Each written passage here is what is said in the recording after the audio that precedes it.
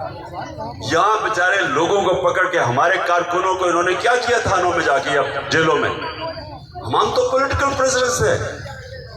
کیا اس برطانیہ میں یا یورپ میں ایک سینیٹر کو اعظم سواتی کو پکڑ کے تشدد کو کسی کی جرت ہی کرنے کی؟ بچوں کے سامنے مارنا، 3 بجے صبح اٹھا لیا، اغوا کیا. کیا علیمین کو جس طرح ساری جگہ کے چکر لگا رہے ہیں کوئی کر سکتا ہے کسی اور مہذب معاشرے میں؟ کیا افتخار گمن میرا سیکیورٹی کا ایکسپرٹ ہے اور میری جان کو خطرہ ہے، اس کو اٹھا کے لے گئے کتنے دنوں سے. وہ اس کو ایف آئی اے اٹھا کے لے گئی ہے صرف اس لیے کہ وہ میری سیکیورٹی کا دھیان رکھ رہا ہے. کیا جس طرح ارشد شریف کو انہوں نے اس ملک سے باہر بھجا کے قتل کیا، کسی کی جرت تھی ایک ڈیموکریٹک ایک وہ معاشرہ جدھر انصاف ہو، کسی کی جرت ہی یہ کرنے کی نہیں تھی، کیونکہ وہ آزاد ہیں، لوگ انصاف کی وجہ سے آزاد ہیں. یہ جب تک معاشرے کے اندر رول آف لا نہیں آتا وہ معاشرہ آگے نہیں بڑھ سکتا.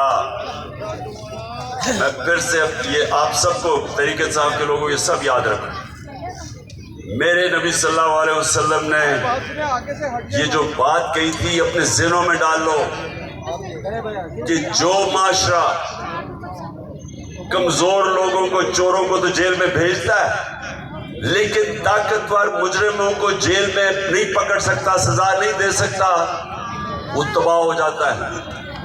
آج جو ہم اپنے گھٹنوں پہ کھڑے ہیں، گھٹنوں پہ بیٹھے ہیں، اور ہمارا جو اس وقت کا پرائم منسٹر کہتا ہے جی میں مجبور ہوں، میں مانگنے تو نہیں آیا لیکن میں مجبور ہوں، اپنے آپ کو بھی ذلیل کراتا ہے، ہم سب کو ذلیل کرواتا ہے. وہ اس لیے کہ ان ساروں نے اوپر بیٹھ کے پہلے تو ملک کا انصاف کا نظام تباہ کیا، کیونکہ انہوں نے کیا. یہ جو اوپر بیٹھے ہوئے ہیں انہوں نے کیوں کیا؟ کیونکہ یہ ملک سے پیسہ چوری کر ہی نہیں سکتے تھے اگر اس ملک میں رول آف لا ہوتا.